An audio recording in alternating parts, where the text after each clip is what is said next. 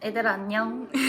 반목나 4월 첫째 주 순서를 맡은 허예림 선생님이야.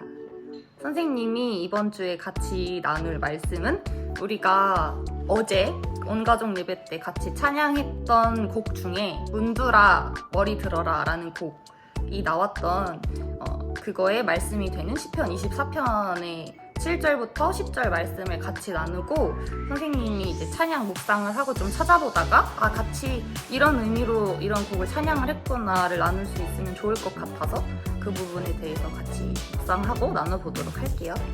말씀 읽겠습니다. 시편 24편 7절 문들아 너희 머리를 들지어다 영원한 문들아 들릴지어다 영광의 왕이 들어가시리로다. 영광의 왕이 누구시냐? 강하고 능한 여호와시요 전쟁에 능한 여호와시로다. 문들아 너희 머리를 들지어다 영원한 문들아 들릴지어다 영광의 왕이 들어가시리로다. 영광의 왕이 누구시냐? 만군의 여호와께서 곧 영광의 왕이시로다. 아멘.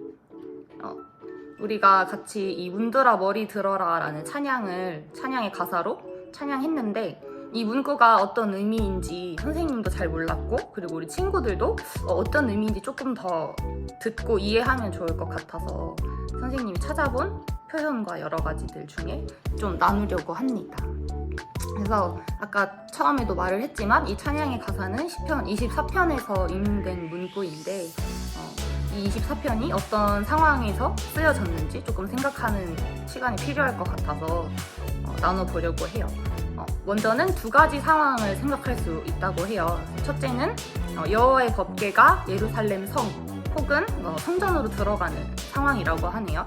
역사적으로 보자면 다윗이 여호와의 법궤를 예루살렘 성으로 모시고 왔던 때 혹은 그 이후에 예루살렘 성전이 완공되었을 때 여호와의 법궤를 성전으로 모셔드리던 장면을 생각할 수 있다고 하는데요. 이때 문은 예루살렘의 성문 혹은 성전의 문이 된다고 합니다. 두 번째는 좀 첫 번째보다 넓은 해석으로 특정한 어떤 역사의 정황을 생각하기보다는 여호와께서 전쟁에 능하신 영광의 왕으로 예루살렘의 성전에 임재하신다라는 의미로 보는 거고 이제 성전 입성이라기보다는 하나님의 임재에 대한 표현으로 보는 것이라고 합니다.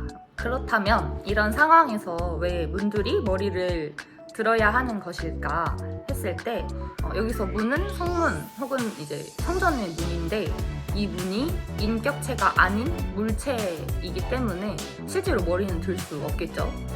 시편 등에서 비유적인 어법으로 사용하는 의인화 기법이라고 해요. 그래서 사물을 사람처럼 표현하는 방법인데 문들이 머리를 든다는 건 여러 가지 의미로 해석할 수 있다고 해요. 그래서 이 해석들은 다 연결돼 있다고 하네요. 첫 번째로는 문들이 여호와의 영광을 다 감당할 수 없어서 최대한의 공간을 확보하기 위해 최대로 문을 연다는 것.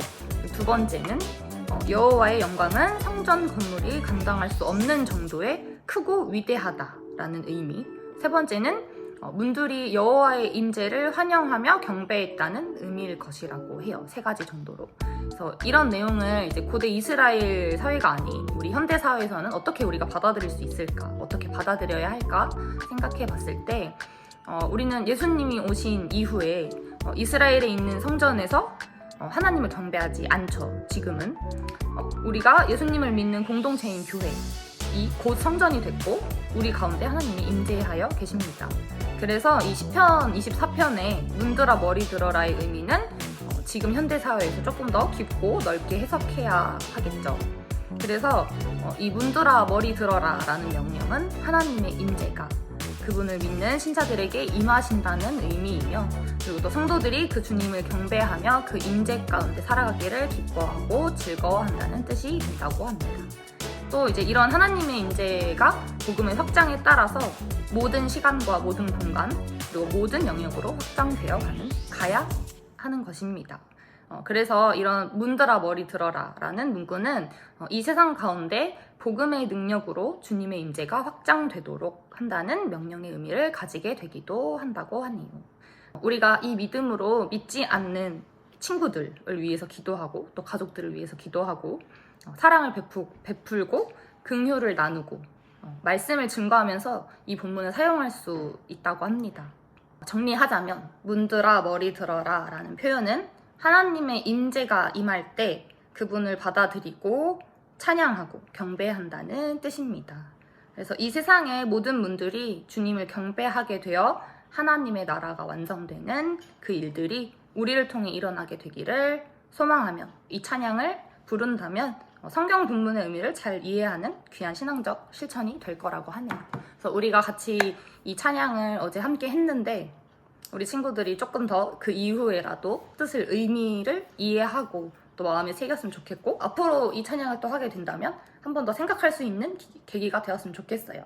그래서 이번 주는 또 사순절 기간인데 새벽 예배도 같이 참여하고 그렇게 하면서 우리가 예수님이 우리를 위해 십자가에 돌아가시고 이 땅에 와주셨다는 걸 기억할 수 있는 한 주가 됐으면 좋겠습니다. 그래서 마지막으로 제가 다음 달에 밥먹나 선생님을 지목을 해야 하는데요. 저 대신 지목해 주실 선생님이 계십니다. 목소리로 출연해 주실 건가요? 네, 그래서 5월 첫째 주 밥먹나의 다음 타자 선생님은 바로 유정